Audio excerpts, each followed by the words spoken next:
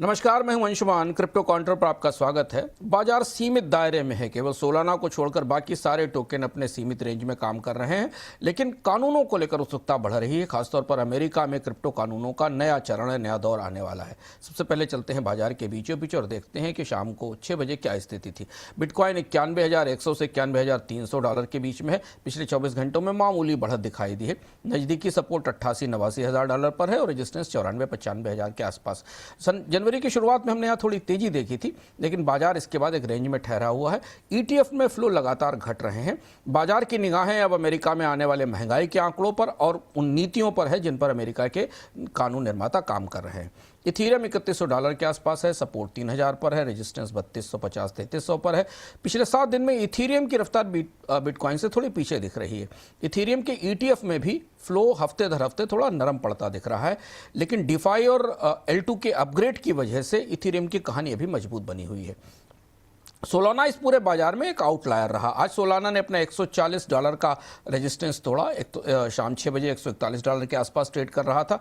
बीते 24 घंटों में 2 से 2.5% की तेजी दिखी है। यहाँ भी सपोर्ट 120 डॉलर के आसपास है। ऑन चेन एक्टिविटी या ईटीएफ में अगर कोई जरा सा भी बदलाव होता है तो 140 डॉलर के बाद सोलाना में एक बड़ा मूव बनता दिखाई दे सकता है।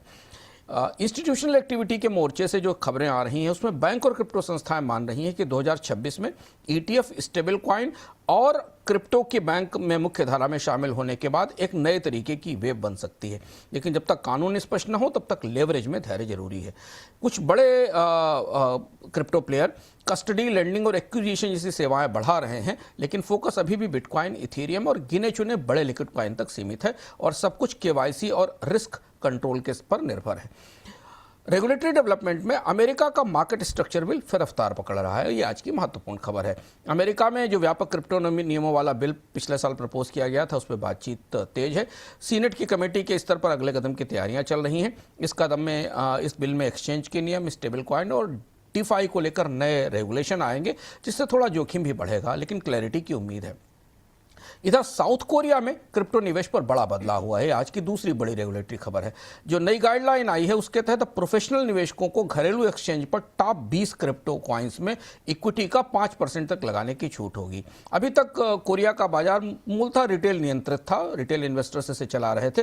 पहली बार बड़ी इंस्टीट्यूशंस को यहाँ निवेश की छूट दी गई है। तो अगर कारपोरेट की एंट्री बढ़ी और ऑर्डर कंट्रोल के नियम सख्त हुए तो आने वाले दिनों में रिटेल की भूमिका सीमित होगी और बड़े निवेशक यहाँ बाजार में मुख्य भूमिका लेंगे। थाईलैंड ने ग्रे मनी पर क्रैकडाउन किया है। ग्रे मनी में गोल्ड ट्रेड और डिजिटल एसेट्स पर सख्ती की गई है। एक्सचेंज के लिए केवाईसी और मॉनिटरिंग और कड़ी होगी। थाईलैंड अब क्रिप्टो को लेकर अपने नियमों को सख्त कर रहा है।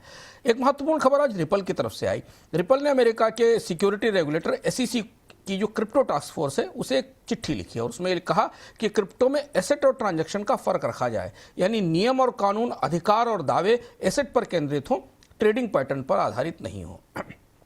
डिफाई, स्टेबल कॉइन और वेब3 से 2025 में स्टेबल कॉइन को लेकर उत्साहवर्धक आंकड़े आए हैं। 2025 खत्म होने के बाद जो आंकड़े हमें मिल रहे हैं उस हिसाब से स्टेबल कॉइन की सप्लाई करीब 229 बिलियन डॉलर की रही। ट्रांजैक्शन 1.9 बिलियन हुए संख्याओं में और सालाना वॉल्यूम 10.6 ट्रिलियन डॉलर के उसे ऊपर निकल गया। और अब स्टेबल कॉइन पिछले एक साल में ट्रेडिंग, रेमिटेंस यानी बाहर से पैसा मंगाने और पेमेंट्स की बैकबोन रीढ़ बन गए हैं।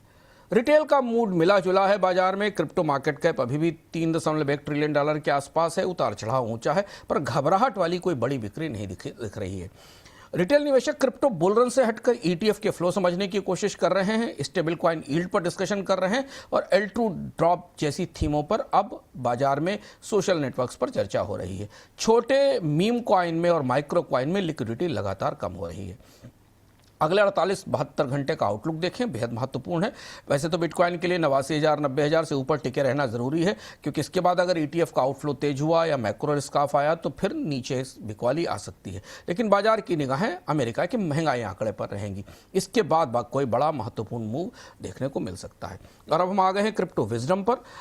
क्रिप्टो विजडम में आज आल्ट कॉइन की ओवर सप्लाई सबसे बड़ी चर्चा थी। पूरे क्रिप्टो नेटवर्क्स पर पूरी दुनिया में इस बात पर चर्चा हो रही थी कि क्या बाजार में सीमा से अधिक कॉइन्स आ गए हैं।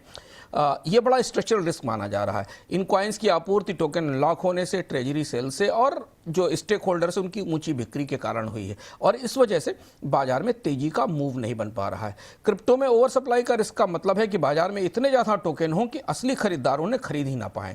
माइनिंग रिवार्ड बढ़ रहे हैं, स्टेकिंग का प्रचलन तेजी से बढ़ रहा है, इमिशन यानी नए कॉइन जारी किए जा रहे हैं, एयर ड्रॉप हो रहे हैं और जो वेंचर कैपिटल इन्वेस्टर्स हैं वो भी अपने टोकन बेच रहे हैं। इन्होंने सबने मिलकर बाजार में एक बड़ी सप्लाई बढ़ा दी है। नतीजा यह है कि कोई अच्छी खबर भी आती है तो रैली टिक नहीं पाती, क्योंकि हर उछाल पर सेल्स की वॉल खड़ी हो जाती है, लोग टोकन बेचने के लिए आगे आ जाते हैं। बिटकॉइन इस मामले में थोड़ा अलग है, क्योंकि बिटकॉइन में जो सप्लाई शेड्यूल है वो क्लियर है, यहाँ पर रिस्क कम है। लेकिन बहुत से टोकन लगातार छपाई जैसे मॉडल रखते हैं जिसमें होल्डर्स का हिस्सा धीरे धीरे कम होता जाता है, डाइल्यूट होता जाता है। तो अगर आप निवेशक हैं तो समझदारी यही है कि टोकन को, आल्ट कॉइन टोकन को स्टार्टअप की इक्विटी की तरह देखें और ये देखें कि नई सप्लाई कितनी तेजी से बढ़ रही है, किसको मिल रही है नई सप्लाई, टीम वीसी या यील्ड फार्मर्स इस सप्लाई को ले रहे हैं और क्या नेटवर्क की फीस और यूजर एक्टिविटी इतनी है कि वो इस डाइल्यूशन को की कमाई से उसे चला सके या उसे बैलेंस कर सके। एक और महीन बात समझिए, रिपल ने जो एसईसी को चिट्ठी लिखी है उसमें भी इस तरफ इशारा किया गया है कि क्रिप्टो में एसेट बनाम ट्रांजैक्शन का फर्क होना चाहिए। जिन टोकन में प्रोटोकॉल वास्तविक आर्थिक कारण पर या डिमांड पर निर्भर है वही ओवर सप्लाई संभाल पाएंगे। यानी नैरेटिव टोकन जल्दी टूटते हैं मगर बाजार का मूड खराब करते हैं। क्रिप्टो काउंटर में आज इतना ही, कल फिर लौटेंगे नए अपडेट्स के साथ।